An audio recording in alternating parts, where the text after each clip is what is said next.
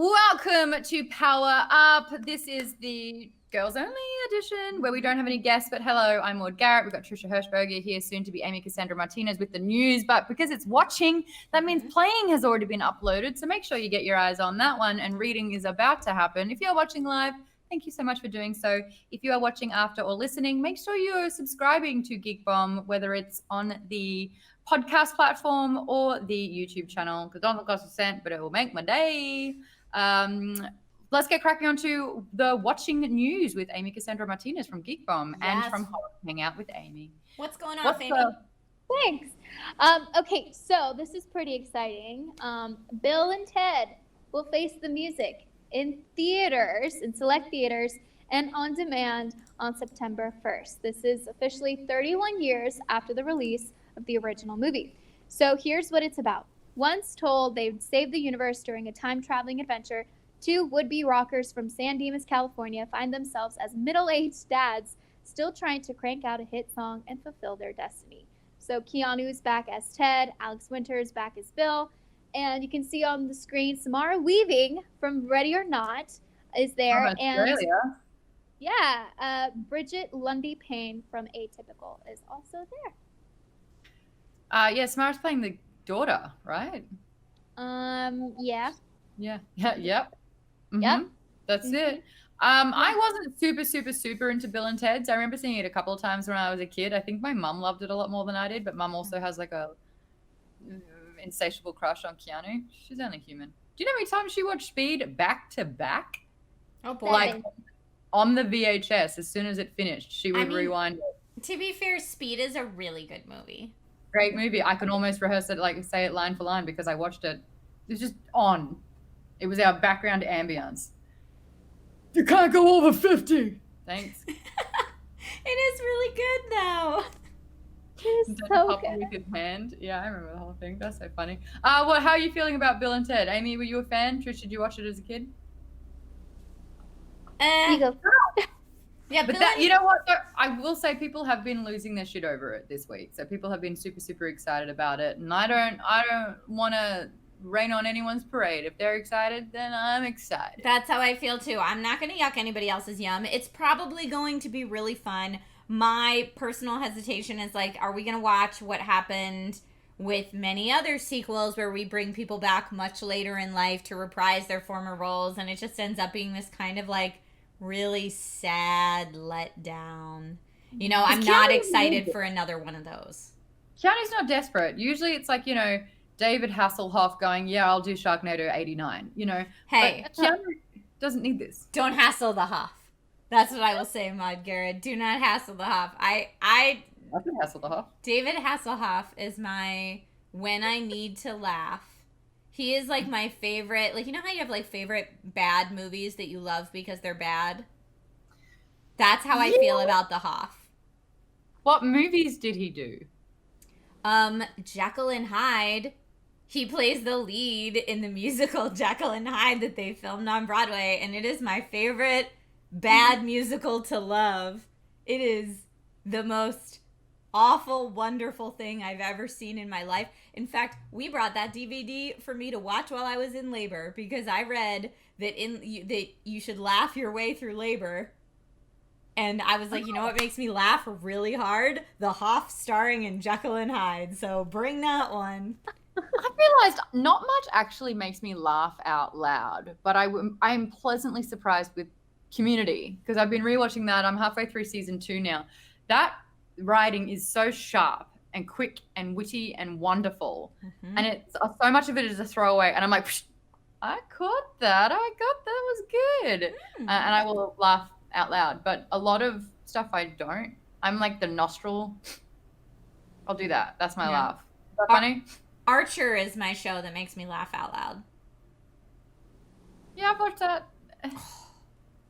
I'm a tough nut to crack though, and a lot of this is Americanized humor, whereas I have a very different type of humor. But for some reason, Dan Harmon just cracked the code on that one.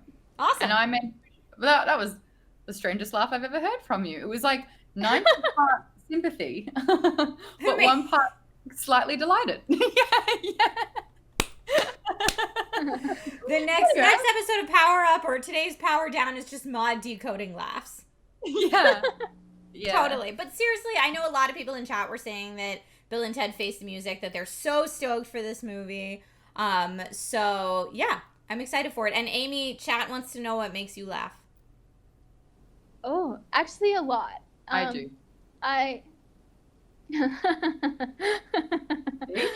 See? A lot. Honestly, yeah, I could go on. Watch Power Down. Hey.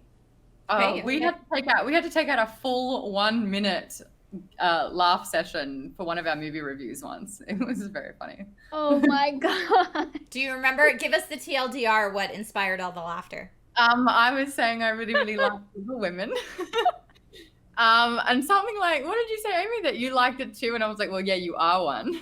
Yeah. Well, because we were talking about horror movies, or no, we were talking about Florence Pugh. And then I was like, you know what? Yeah. And I tried to relate it. And you're like, oh, you like it because you're a little woman. And it just threw me so off guard.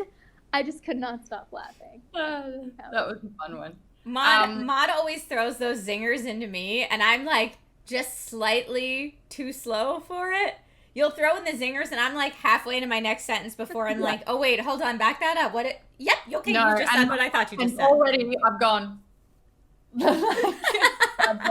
Abort. I'm like, never mind, keep going. Shit. That video, in case you guys are wondering, was the 2019 like best TV shows and movies. 2019, yes. Yep. So, yeah. There's a lot that makes me laugh. All right, Amy. Well, thank you so much for telling us what's going off and bringing us the Bill and Ted news. Yeah. Excellent. Yeah. Super fun. All right, Amy, we'll see you in just a bit for Bombs Away Q&A. Hang tight. All right, Maude, you and I have been watching more, considering it's been a few weeks since we asked each other this question, but you are always watching things for the various different shows that you host. So what are you watching that you want to talk about this week? I was on Rotten Tomatoes to do one of their battle binge showdowns where I was to tackle a series with a number of questions and actually debate it. And I got hit up and they're like, do you like Avatar? And I'm like, I don't like Avatar. I love Avatar. But I hadn't seen it for over a decade. So I was like, all right, better just, wet the whistle. And I went back in to watch it all. And I watched the entire 3 seasons, the entire show in about 2.5 days. And it was the best 2.5 days. I was sick in bed. This show is so good. So I was always worried about things that came out a while ago, and it's the nostalgia factor that you hold on to. Mm-hmm. But if this show was a person, I would die for this show. Like, I would jump in front of a bullet because it's such good world building. In this time where there are 4 sort of like nations and components of the earth where you are able to manipulate a particular element. And there is the Fire Nation, and there's the Earth Kingdom, and there is the Water Tribe, and then there should be the Air Temple, except that was all demolished because the Fire Nation decided to not be in harmonious sort of peace with everyone, but wanted to take territories. And Aang is the last airbender, because it all got wiped out. He got frozen in an iceberg for 100 years and has come to, and now it's up to him, the peacekeeper of all of the sort of nations, to try and stop the Fire Nation from taking over the world.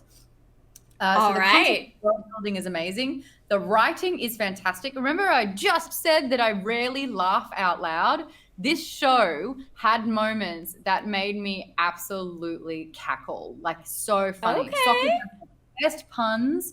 He's so clever as a character, but like the whole concepts and relationships are so great. It handles so many great themes and issues that are really palatable and great learning lessons for sort of like the kid, tween, teen, adult sort of scope of things. And it does it in a palatable way that doesn't feel like it's teaching you a lesson, but you know, the whole yearning to learn sort of thing. And and it's funny. And Toph, there is a character in the show who is blind, and so it really tackles disability, but does it in a way where she sort of addresses that her parents think that she's just, needs protecting and can't do anything on her own, and she ends up being such a powerful, amazing character. And I love the way that they not only were sensitive towards her disability, but also making fun of it in the appropriate ways and how she's able to jest about it, but normalized her so much. There is a million amazing things I can say about this series. I loved it so much I've moved on to Korra, but that is coming to Netflix mid-August as well. So if you have Netflix, do yourself a favor. It is a 12 out of 10 series. Yay! The other person who I always hear that from, just singing the praises of the series, is Hector Navarro. So as soon as you said this, I was like, oh, you've been hanging out with Hector a lot, haven't you? It's just so beautiful and wonderful. And I'm actually I don't like animated shows. Like you were saying, you love Archer. I just can't really usually get into them at all. But this, brilliant. Awesome. I have not delved at all. So maybe at some point soon. And it's a good one that Logan and you as well could watch. I think it's a Logan okay one? I think so, yeah. Okay. All right. Anything that's Logan okay is good for me. I don't know that it necessarily will hold his attention yet. He's still in like baby stuff. We're still at like Sesame Street. Yeah, but you also showed him the 1977 Hobbit, and if you're going to make him watch that, then he can watch It's true, and he was running around all this morning saying, Mommy, the spiders, I'm going to sting you with my sword, and trying to sting the spiders. Is this Pablo Baggins? Oh, yes. He is Pablo Baggins. No, he actually says Bilbo now, but yes, yeah. Pablo Baggins will go down in history. Pablo. So good. So yeah, Nate and I have been doing this thing now where we alternate nights. So one night it's his night to choose, one night it's my night to choose, etc. Because we have such a hard time agreeing on watching something that it's actually been very nice because each of us taking turns choosing and having our night to choose is exposing us to a wider variety of content. So it's been really cool. And one of the things we stumbled upon, which I completely missed this boat, Knives Out. Completely missed it. Like, we were just like, oh, here's this movie Knives Out. Wow, that's an insane cast. Okay, yeah, let's pick that one. Both of us going into it having no idea what the movie was about. Having, like, not even remembering that it got tons of hype when it came out. Like, just completely going into it, not knowing anything. And absolutely loved it. I saw someone in chat saying earlier when we first pulled up this graphic that they thought Knives Out was too overhyped and that they didn't care for it. But because I was going into it with complete no background knowledge, I thought it was absolutely amazing. We had a really good time. And the other movie I watched recently that we had a really good time was Palm Springs, which was another one of my choices. Because so many other people had talked about it. I'd seen it hyped online from a lot of my friends. And I was like, and everyone that I saw talk about it said this, so I will echo it. If you need a break from the dumpster fire that is 2020, and you need to just lighten the load and laugh at something and just completely frivolous, but still well-made rom-com, hit up Palm Springs. It is exactly the break you need after you've just been, when you go down the internet rabbit hole of news right now and 20 minutes later, you're like, everything's the worst. And, that's all snowballing in your head. Take a pause and go watch Palm Springs or Knives Out or The Last Airbender. They're all here for your viewing enjoyment for escapism. But those are the two that I watched recently. With Palm Springs, did you also find that this is a version of Andy Samberg you haven't really seen before? Because he is my favorite Andy Samberg I've ever been introduced to. And he kind of seems 10 years younger somehow and looks younger. But I ended up having a little bit of a Samberg crush after this one. It's a rom-com. You're supposed to have a crush on the guy. That's how these movies work. Most of the other stuff, I'm just like, yeah. From this one, I was like, beep. Something about that. I always thought he was super funny. Yes. So I've always enjoyed Lonely Island's content. I also thought it was interesting that Palm Springs was a Lonely Island Productions or a Lonely Island movie. It said at the beginning. I was like, someone's trying to be Happy Gilmore Productions, huh? Good. Do it. I always enjoyed the Happy Gilmore movies. Oh, I'm about that. Andy Samberg. Make it happen. I like Lonely Island. I'm down for it. I thought he was very funny in it. There were a lot of laugh out loud moments in this for both Nate and I. Again, talking about like moments that actually make you laugh out loud as opposed to like, definitely some funny moments. Knives Out was nominated for Best Screenplay at the Academy Awards as well. Rian Johnson wrote that, and he'd basically shot the movie he wrote the script, shot the movie in the same year. So they were just really ready for it. And his whole pitch was that it was a clue sort of murder mystery, and that we actually haven't really had a murder mystery in quite a while. So he just loved the genre for that. I did all the cast and crew. I did the junket for this one. Nice. And I love how different Chris Evans is in this. And I was like, what was it like going from Captain America to Captain Dick? I know. I could not believe it. Yeah. It was so good, though. It was so good. Yeah, everyone was amazing in it. And even the trailer of it is very Clue. Because we watched the trailer before we decided, oh, yeah, we'll give this movie a shot tonight. We watched the trailer, and I was like, ugh, I'm getting such Clue flashbacks in, like, the best way ever. Yeah. And that, like, gaudy, over-the-top acting, like, from, what's the detective's name? Benoit Blanche or something. What's his name? I don't remember his name, but his southern accent was driving me crazy. Benoit Blanc. Say it. Benoit Blanc. And I'm like, oh, yeah, I love it. Yeah, his southern accent was driving Nate crazy. He couldn't handle it. But that was the only complaint, I think, in our house. I enjoyed it immensely.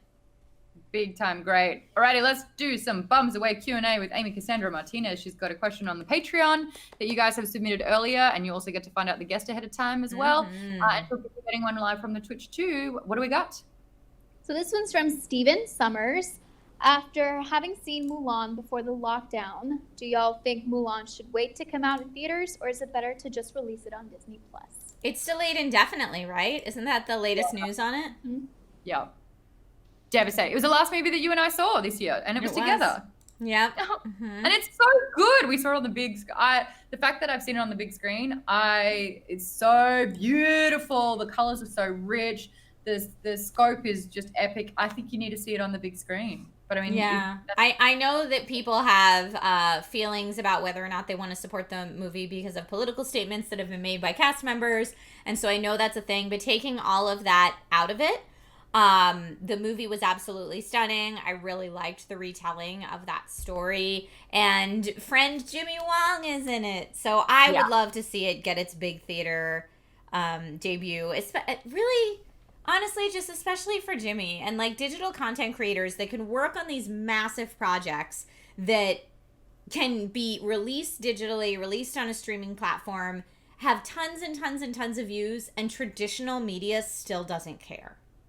Yep. But if it's released in theaters, even if it only has a fraction of the views, for whatever reason, it has the ability to catapult your career to the next level. And I want to see that happen for Jimmy. I want to see that happen for all my fellow creators. But really, and that's such a very personal reason as an answer to this question, but I would love to see it be that catapult for him. I agree. Have we got one from Twitch? My app quit and I brought it back, but it didn't bring back the chat. Okay, let me have a little squizzy. I still like the end. Very good. Chat there. Oh, there it is. Oh, here's there one. it is. Now that you've seen Avatar, which bender are you? Air, earth, fire, or water? Trisha, because you haven't seen it, which bending would you want to do? I don't know what that means. Does it just mean the element I have control over? Yeah, so you can either water bend, which means you can sort of like change water to be frozen, to be shields, to split the seas, to be like ice knives. Air is, you can like obviously put air in a sail and he paraglides around. Mm-hmm. You can burst bits of air. You can take air away if you want to be a little evil. With water bending, you can do blood bending if you want to be a little evil, but you need the power of the moon in alignment. Fire bending, you can summon fire and obviously shoot fire. And if you're really powerful, lightning. And then earth bending, you can obviously move big parts of the earth. And if you're really strong, you can metal bend. Ooh, I think, and so to me, the closest comparison I have to answer this question is, what type of genasi do you want to be in D&D? Oh. That's how I'm like thinking of this question. So I'm sure it's different, but because I know that better, whenever I'm playing Dungeons and Dragons, I almost always choose fire because I like to go aggro as a character and be able to hold my own in battle. 8d6. Come on. Yeah. Yeah, it's good. But honestly, probably in my real life, I would choose water. That's exactly what I do. Fire in Genasi's, but water in Avatar. Yeah.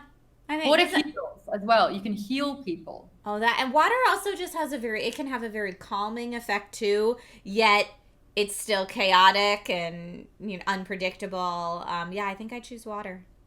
If you head over to Rotten Tomatoes Facebook page or YouTube channel, I debated that very, very thing, and maybe one, who knows? Go check it out. No spoilers, no spoilers. Awesome. Well, thank you for that question. And Amy, thank you for bringing the bombs away from both Patreon, from Geek Bombs Patreon, and from the Twitch chat. You're the best. Thank you. Hold on. What element would you have? Go back. Water. Good. Yeah, also, yeah. Yep. Sweet. Cool. Glad we got to know. That's important. Good. Sweet. All right. We're back. Well, that's all the time we have for watching, but we have already done playing. Reading is around the corner. Don't go anywhere if you're watching this live. If you are watching this on YouTube, make sure you give it a subscribe and watch all the episodes for this one. But we'll be back. Thank you so much for watching.